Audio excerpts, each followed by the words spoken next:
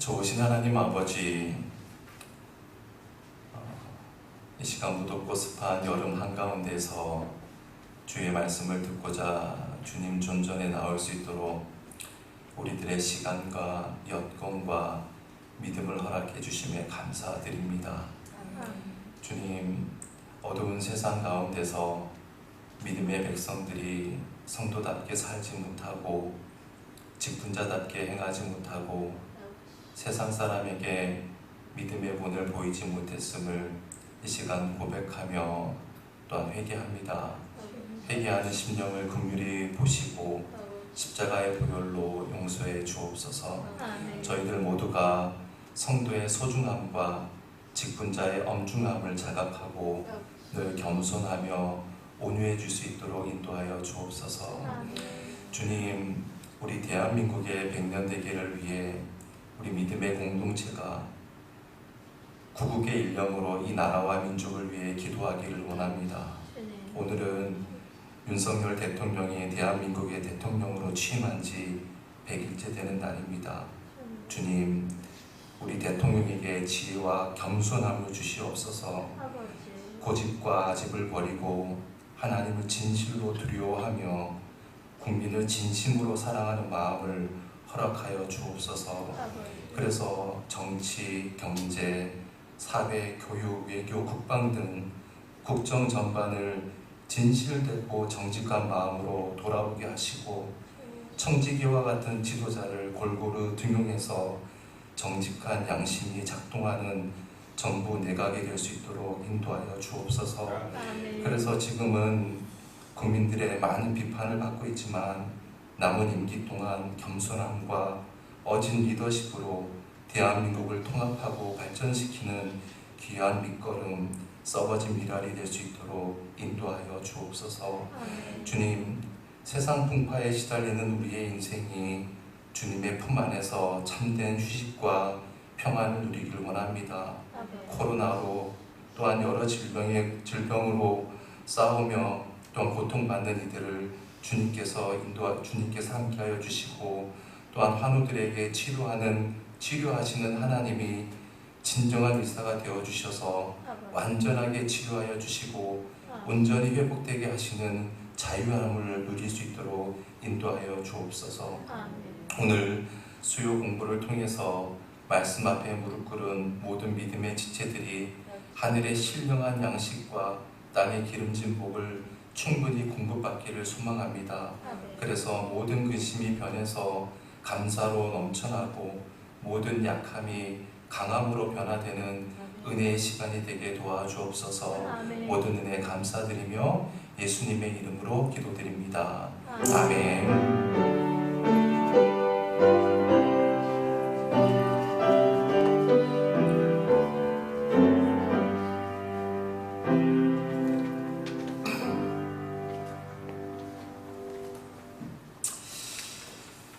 이 시간 하나님께서 우리에게 주시는 말씀은 고린도전서 7장 17절로 24절의 말씀입니다. 함께 봉독해 보십시다. 시작. 오직 주께서 각 사람에게 나눠주신 대로 하나님이 각 사람을 부르신 그대로 행하라. 내가 모든 교회에서 이와 같이 명하노라. 할례자로서 부르심을 받은 자가 있느냐?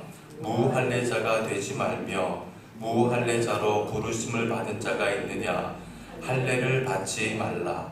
할례 받는 것도 아무것도 아니요 할례 받지 아니하는 것도 아무것도 아니로되 오직 하나님의 계명을 지킬 따름이니라.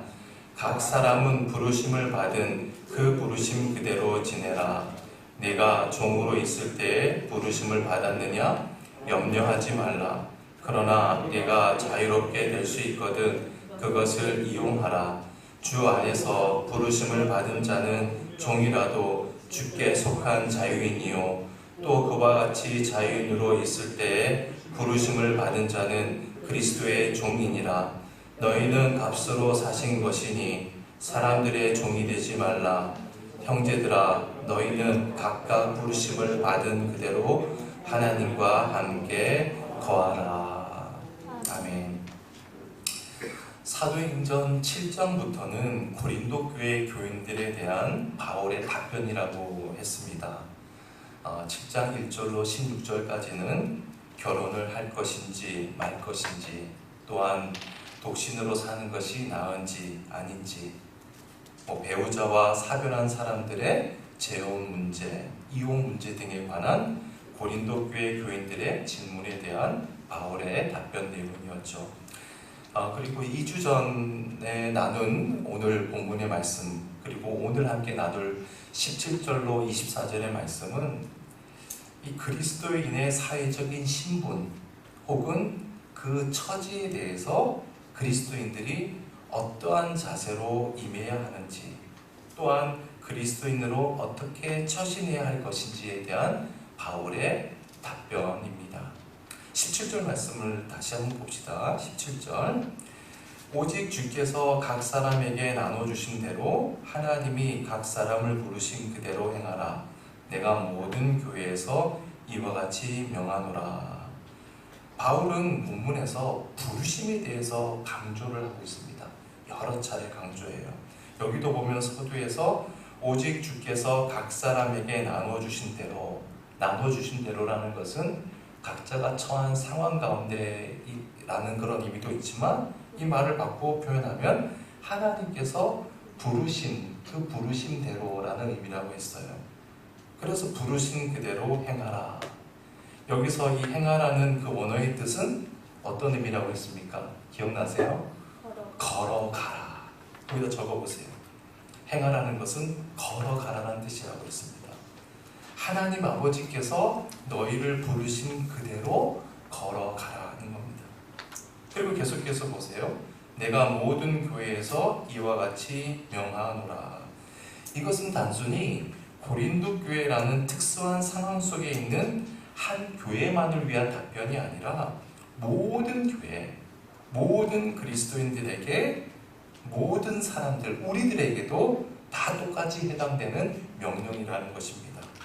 자, 그럼 좀 더 구체적으로 바울의 말을 살펴봅시다.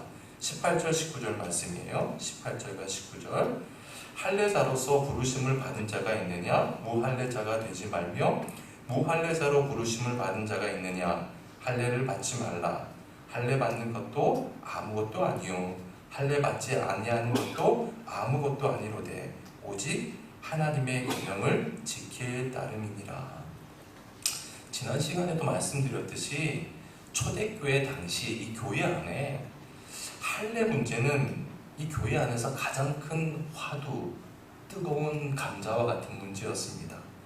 예수님께서도 태어나서 8일 만에 할례를 받으셨잖아요. 왜냐하면 유대인이기 때문이죠.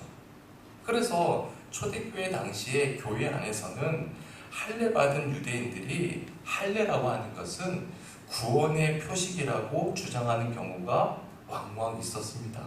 그래서 교회 안에서 주님을 믿는 유대인들과 이방인들이 서로 반목하며 싸우는 거예요.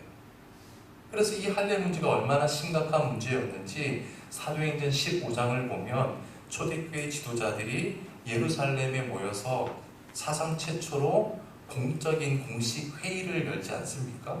그게 이를테면 예루살렘 공의회, 공회의라고 하는 건데, 그때의 주제가 바로 이 할례 문제였습니다. 할례가 구원의 조건이냐 아니냐, 그리스도인은 할례를 받아야 되느냐 받지 않아도 되느냐. 그래서 열띤 논쟁이 펼쳐진 것이죠. 자, 그러면 할례에 관한 바울의 입장은 뭐라는 거예요? 여기 19절에 보면 뭐라고 해요? 할례를 받는 거, 안 받는 거, 그것은 하나님 앞에서 아무것도 아니라는 것이죠. 중요한 것은 하나님의 계명을 따라 살아가는 것. 그러니까 이 18절과 19절 말씀에 이 바울의 말을 정리하면 이런 것이죠. 너가 혹여라도 할례를 받지 않았다면 할례 받지 않은 그 부르심의 상황에서 하나님의 말씀, 하나님의 계명을 지키는 것이 더 중요하다. 반대로 너가 할례를 받았다면 할례를 받은 그 부르심의 상황에서 하나님의 말씀대로 사는 것이 더 중요하다. 할례를 받고 안 받고가 중요한 것이 아니라 그 상황에서 부르심을 받은 그 상황에서 하나님의 말씀에 순종하며 살아가는 것, 그것이 중요하다는 거예요. 따라서 할례를 받고 안 받고가 중요한 것이 아니라 너희가 하나님의 부르심을 받은 그 상황 속에서 하나님과 동행하는 것이 더 중요함을 이야기하고 있는 것이죠. 20절 말씀도 봅시다. 각 사람은 부르심을 받은 그 부르심 그대로 지내라. 바울은 계속해서 부르심을 강조하고 있어요. 여기서 이 부르심을 받은 그 부르심 그대로, 그것은 부르심을 받았을 때 그 상태, 그 상황이란 의미죠. 따라서 18절과 19절 그 말씀과 같은 의미라고 할 수 있겠죠. 부르심을 받았을 그 상황, 그 상황에서 그대로 지내라. 그 상태, 그 상황 그대로 걸어가라. 그런 의미죠. 21절, 22절 말씀이에요. 21절과 22절 같이 읽어봅시다. 다시 한번 시작. 내가 종으로 있을 때에 부르심을 받았느냐 염려하지 말라. 그러나 내가 자유롭게 될 수 있거든 그것을 이용하라. 주 안에서 또 그와 같이 자유인으로 있을 때 자는 그리스도의 종이니라. 자, 여기서 중요한 단어는 뭐예요? 자유라는 단어죠. 자유. 그래서 지난 시간에 자유에 대해서 세 가지로 정리해 보았습니다. 성경에서 말하는 자유라는 게 뭘까요? 첫 번째는 어떤 자유예요? 죄와 사망으로부터의 자유죠. 죽을 수밖에 없는 그 죄, 사망으로부터의 자유. 두 번째는 뭐예요? 나를 둘러싸고 있는 모든 제약으로부터의 자유. 그리고 제일 중요한 세 번째는 궁극적으로 나 자신으로부터의 자유예요. 이 세 가지 자유를 얘기합니다. 따라서 21절과 22절의 말씀을 정리해 보면 너가 혹여나 누구에게 종속된 종이라면, 노예라면 너는 그리스도 주님 안에서 자유인이라는 것을 잊지 말아라. 또한 너가 진정 자유인이라면 너는 사람의 종이 아니라 그리스도의 종이라는 사실을 잊어서는 안 된다라는 의미죠. 23절 말씀입니다. 23절 다 같이 시작. 너희는 값으로 사신 것이니 사람들의 종이 되지 말라. 여기서 값이라고 하는 것은 하나님의 독생자 아들 예수 그리스도의 핏값을 말하는 것이죠. 여러분 생각해 보세요. 하나님께서는 당신의 생명을 주고 우리를 사시지 않았습니까? 그러면 우리 모두가 하나님께 얼마나 귀한 값진 존재들입니까? 그래서 바울이 말하는 거예요. 너희들은 사람들의 종이 돼서는 안 된다. 너희들은 하나님께서 당신의 생명을 주고 사신 귀한 존재들이기 때문에 사람들의 종이 돼서는 안 된다. 오직 누구의 종이 되라? 그리스도의 종이 되라. 그리스도의 종이 되라. 자, 24절이에요. 24절 다 같이 시작.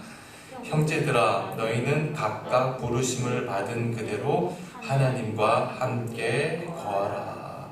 각각 부르심을 받은 그대로. 자, 본문에서 정말 여러 번 지금 바울이 똑같은 말을 반복하고 있습니다.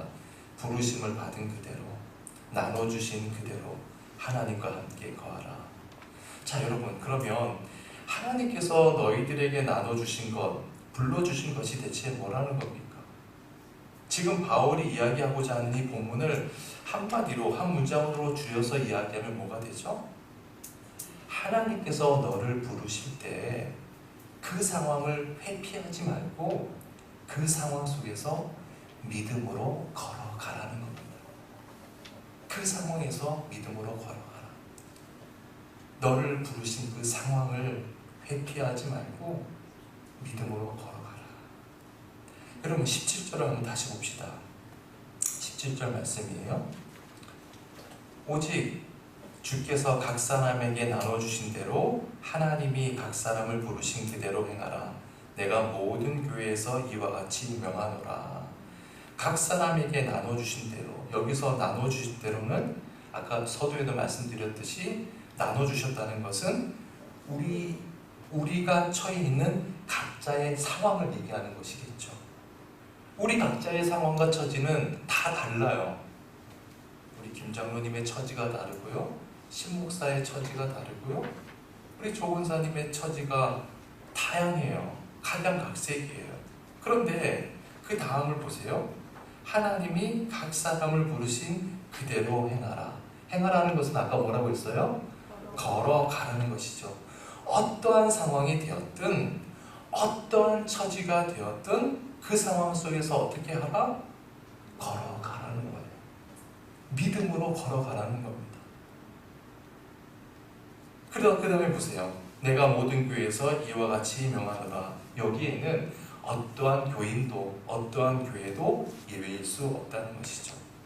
여러분, 하나님께서 부르실 때 그 상황 속에서 걸어가라. 여기서 말하는 이 상황이라는 것은 나의 사회적인, 또 경제적인, 신체적인 상황, 나의 모든 처지를 의미하는 것이겠죠.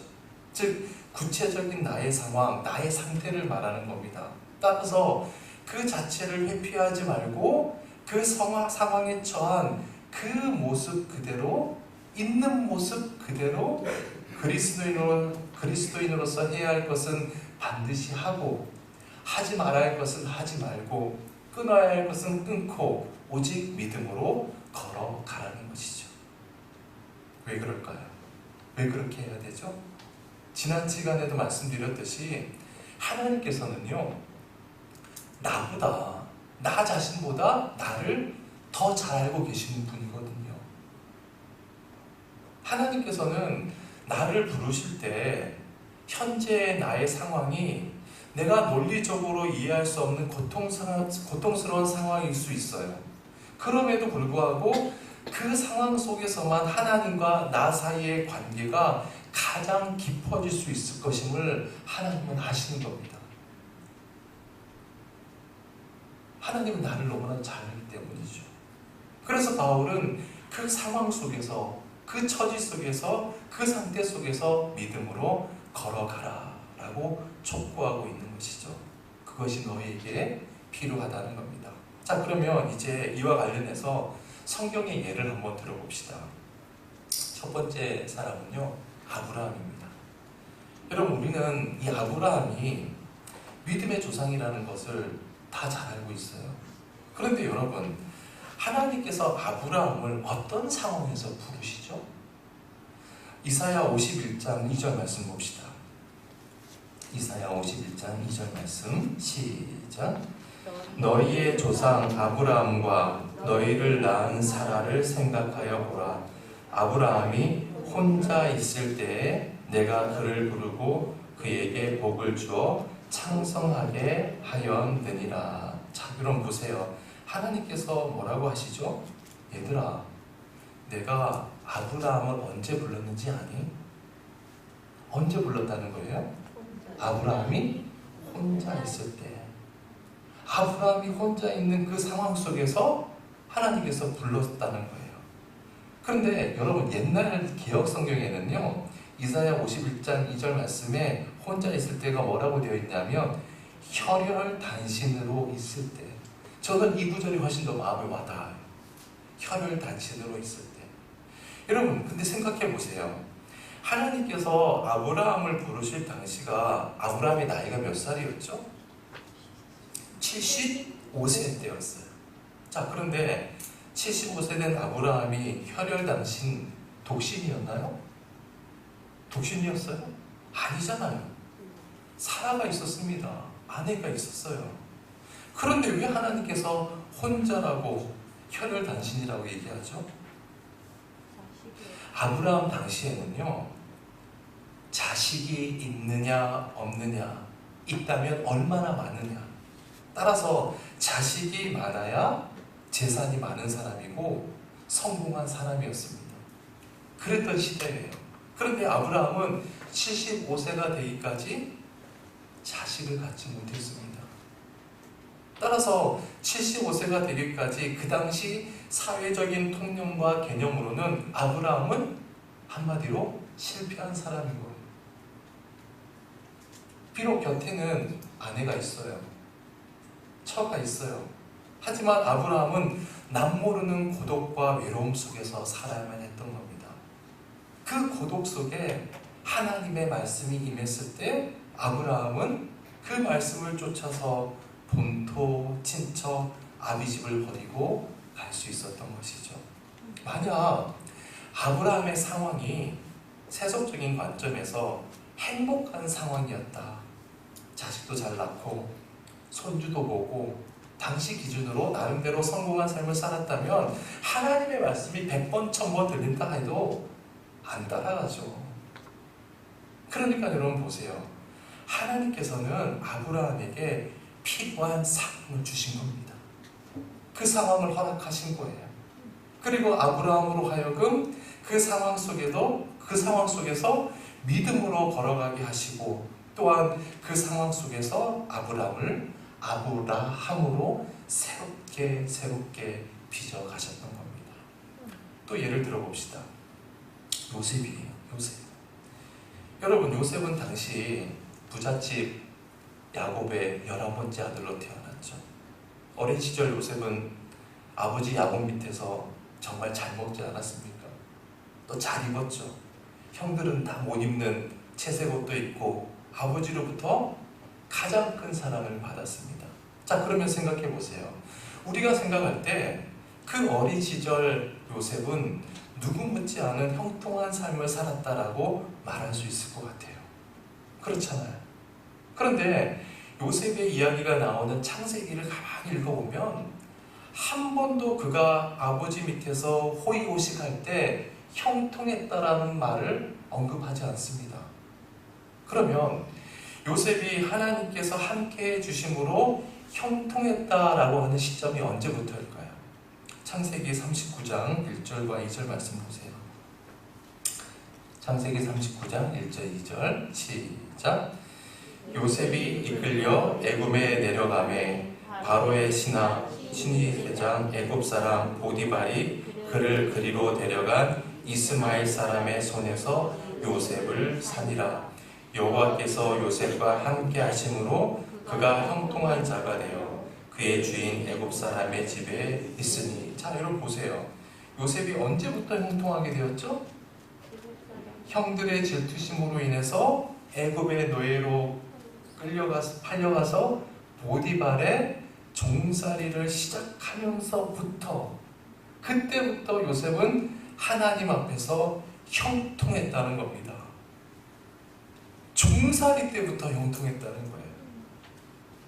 여러분, 요셉이 아버지 집에서 아버지 빽만 믿고 좋은 거 먹고 좋은 옷 입고 자기는 일도 하지 않고 형들이 일 잘하고 있는지 못하고 있는지 정탐하면서 고자질이나 하고 살 때는, 아버지 빽만 믿고 살 때는요, 그때는 사실 하나님의 말씀이 필요 없었습니다.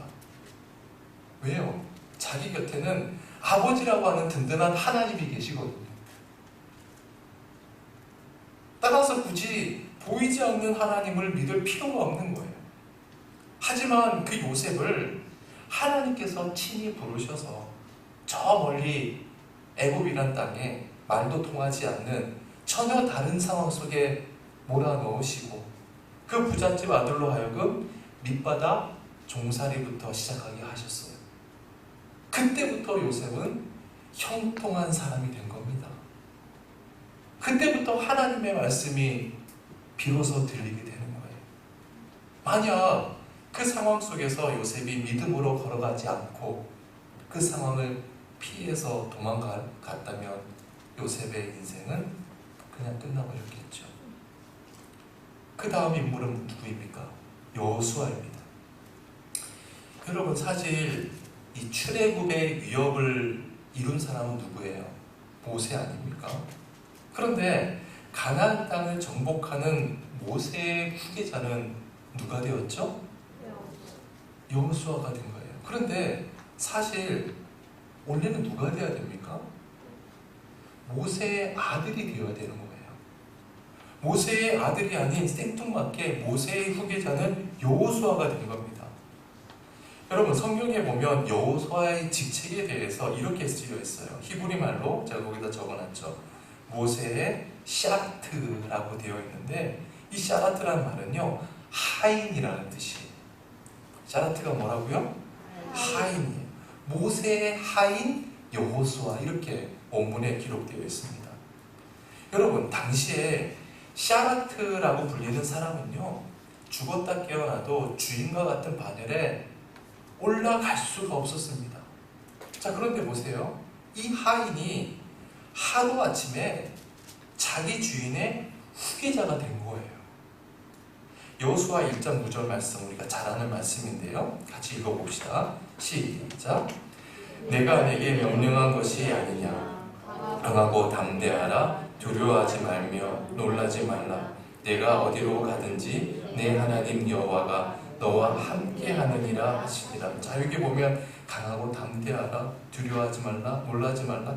그런데 이 말씀이 여호수아 1장 5절부터 보면 모세가 여호수아를 향해서 계속해서 얘기해요. 강하고 담대하라, 극히 담대하라, 반복해서 강하고 담대할 것을 말하고 있어요.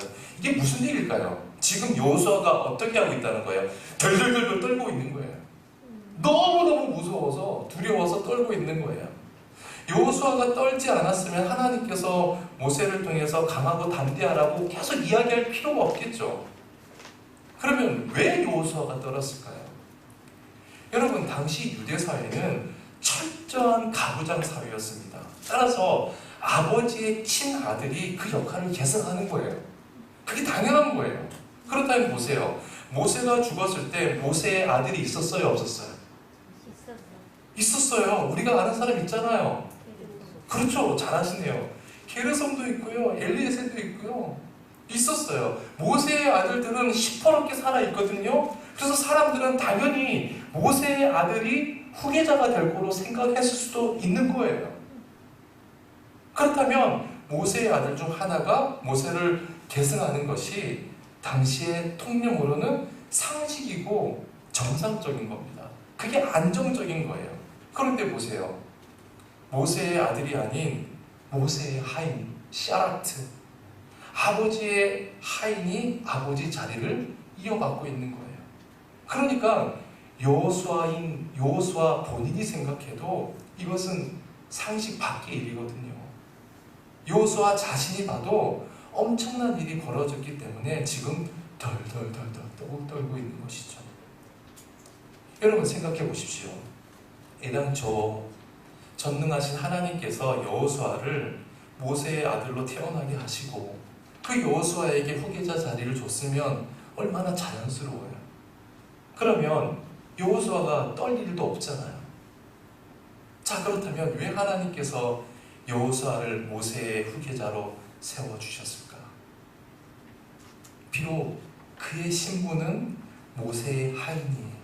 하지만 덜덜덜덜 떨면서 하나님의 그 명령을 받았던 사람이기 때문에, 그리고 모세의 후계자가 되어서 그 상황 속에서 믿음의 길을 걸어갔기 때문에 그는 죽을 때까지 자기에게 주어진 그 하나님의 명령 앞에서 겸손할 수 있었던 겁니다.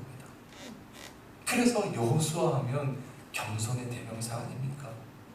만약 여호수아가 모세의 아들로 태어나서 모세의 뒤를 승계하는 것이 본래부터 태어날 때부터 주어졌던 권리라고 생각해 보세요. 그러면 그는 죽을 때까지 그렇게 겸손하지 못했을 겁니다.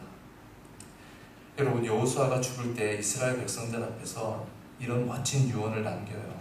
여호수아 24장 15절 말씀입니다. 같이 읽어봅시다. 시작.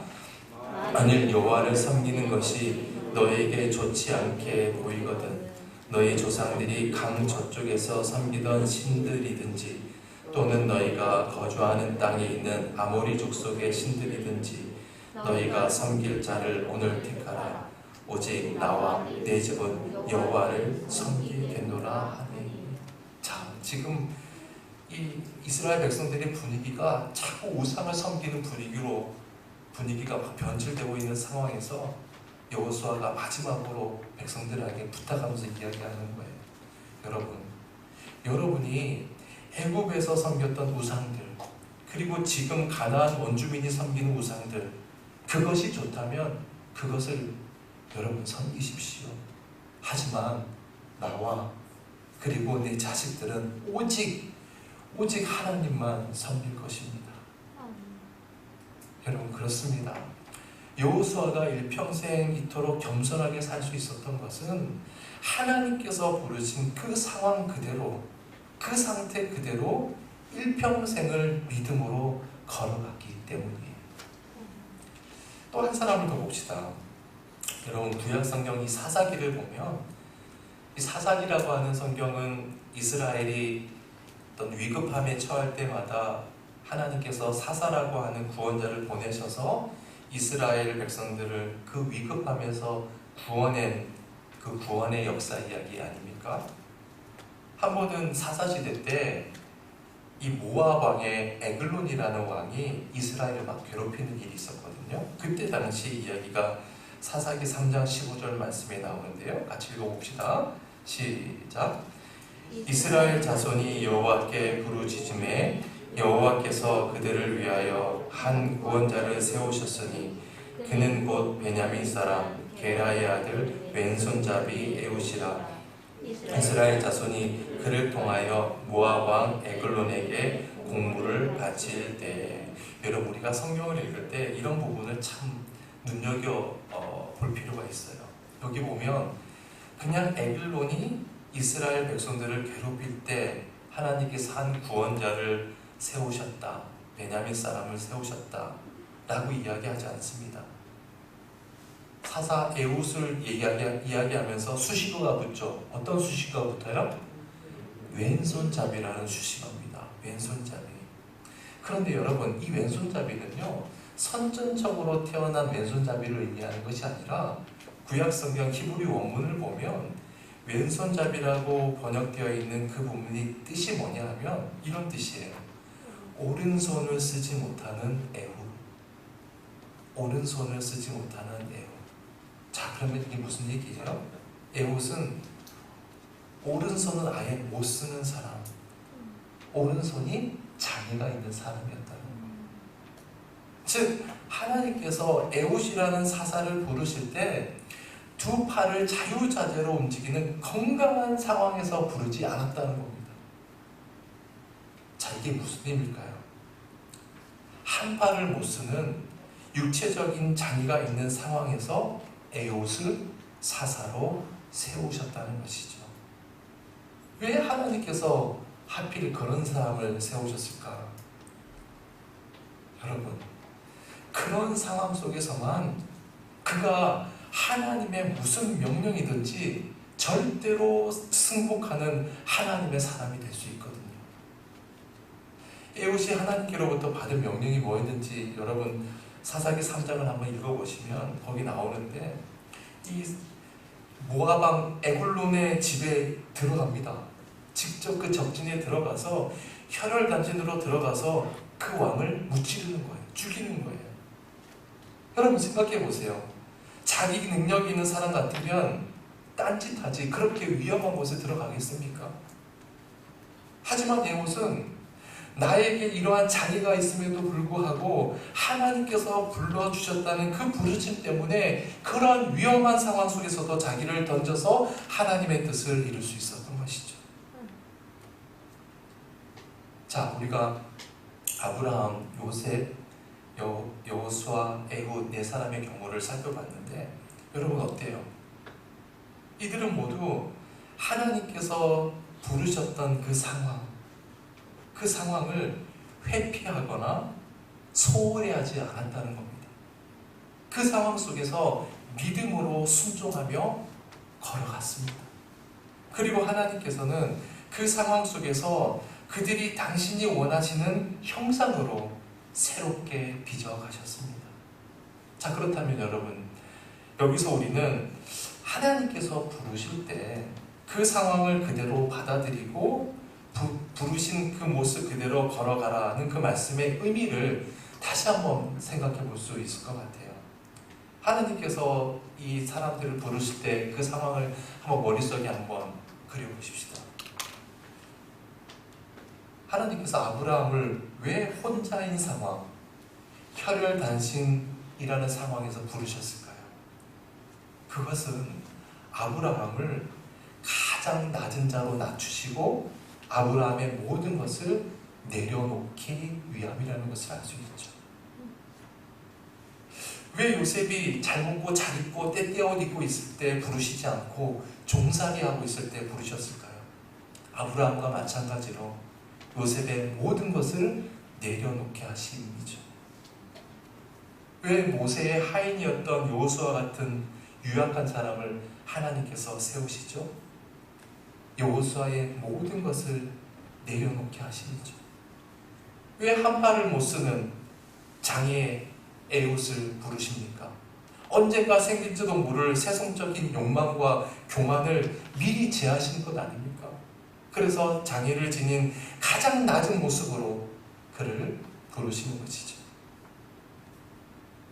여러분, 내 욕망, 내 교만, 나의 잘남이 있는 한 내가 아무리 하나님을 쫓는다고 할지라도 하나님과의 깊은 관계가 이루어지지 않습니다.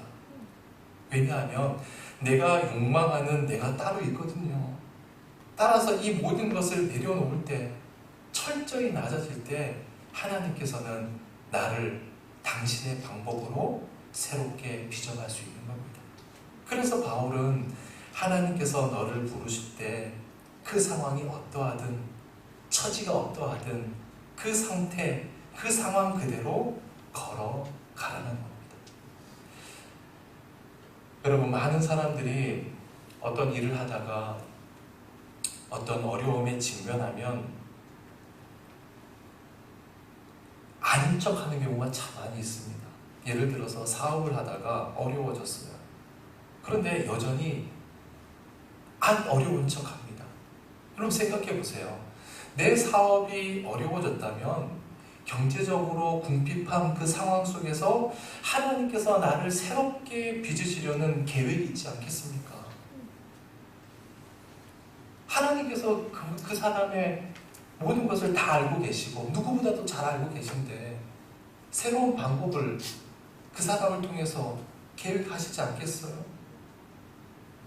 여러분, 우린 절대로 잊어서는 안 됩니다. 하나님 앞에서는 척하면 안 됩니다. 절대로 위장해서는 안 돼요.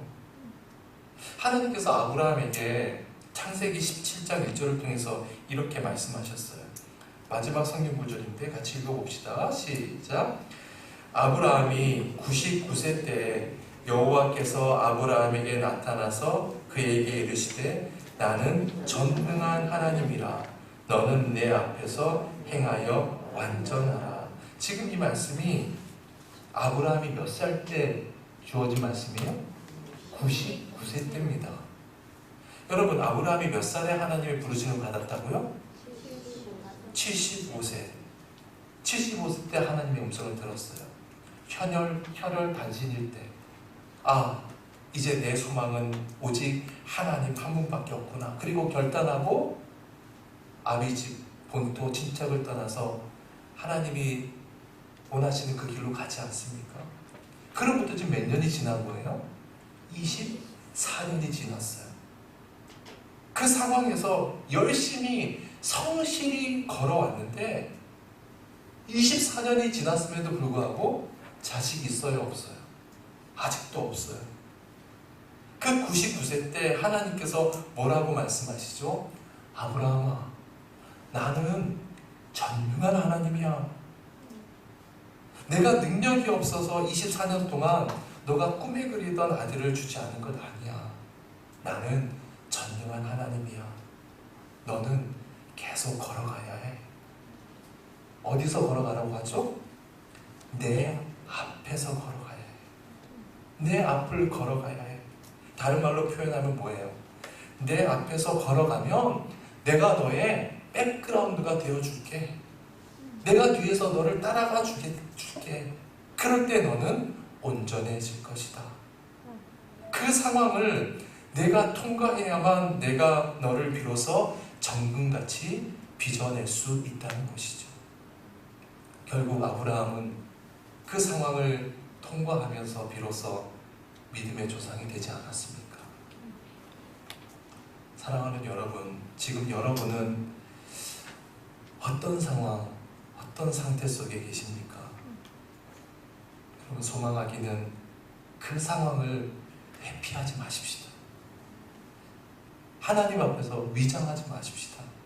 하나님께서는 우리 각자를 너무나도 사랑하시기 때문에 우리에게 맞는 그 상황만을 주십니다. 그것을 믿고 우리는 그 상황 속에서 그 모습 그대로 걸어가면 됩니다. 믿음으로. 그때 하나님께서는 우리를 새롭게, 온전하게, 아름답게 빚어주시리라 믿습니다. 찬송가 545장 찬양 드립시다.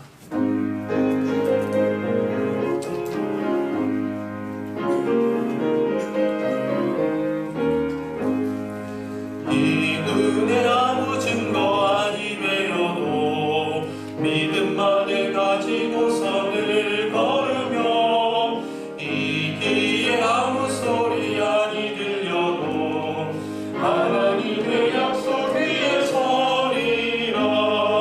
걸어가세 믿음 위에 서서 나가세 의심 버리고 걸어가세 믿음 위에 서서 누가 그의 아무 증거 없어도 이 눈이 보기에는 어떠하든지 이미 얻은 증거대로를 믿으며 이 밤에 의심 없이 살아갈 때에 우리 소원 주 안에서 이루리. 걸어가세 믿음 위에 서서 나가세 의심 버리고 걸어가세 믿음 위에 서서 눈과 귀에 아무 증거 없어도 주님의 거룩함을 두고 맹세한 주 하나님 아버지는 참 믿구나. 그 귀한 모든 약속 믿는 자에게 능치 못할 무슨 일이 있을까. 걸어가세 믿음 위에 서서 나가세 의심 버리고 걸어가세 믿음 위에 서서 눈과 귀에 아무 증거 없어도. 좋으신 하나님 아버지, 믿음은 하나님께서 우리에게 주신 상황에 대한 순종이라는 것을 우리는 종종 잊고 살아갑니다. 그래서 우리는 그 상황을 회피하고 때로는 위장하며 살아가기도 합니다. 또한 그 상황 속에서 우리를 새롭게 빚으시기 원하시는 하나님의 뜻을 우리의 삶 속에 받아들이지 못할 때가 얼마나 많은지 모릅니다. 주님, 오늘 바울은 본문을 통해서 되풀이해서 부르신 그대로 하나님께서 나눠주신 상황 그대로 걸어가라고 명령하고 있습니다. 주님, 소망하기는 어떠한 상황이든 그 상황 속에서 있는 모습 그대로 믿음으로 걸어갈 수 있도록 도와주옵소서. 그 상황 속에서 해야 될 것을 반드시 행하게 도우시고 끊어야 될 것을 기필코 버리는 용기도 허락하여 주옵소서. 그러므로 우리는 비록 불완전하지만 온전히 빚어주시기 원하시는 전능하신 하나님 앞에서 온전히 진리의 삶을 향해 걸어가는 그 기쁨을 모두가 누릴 수 있도록 인도하여 주옵소서. 모든 은혜 감사드리며 예수님의 이름으로 기도드립니다. 아멘. 하늘에 계신 우리 아버지여, 이름이 거룩히 여김을 받으시오며 나라의 마옵시며 뜻이 하늘에서 이루어진 것 같이 땅에서도 이루어지이다. 오늘날 우리에게 일용할 양식을 주옵시고 우리가 우리에게 죄 지은 자를 사하여 준 것 같이 우리 죄를 주시고 우리를 시험에 하지 마옵시며 다만 악에서 구하옵소서. 내게 나라와 권세와 영광이 아버지께 영원히 있사옵나이다. 아멘.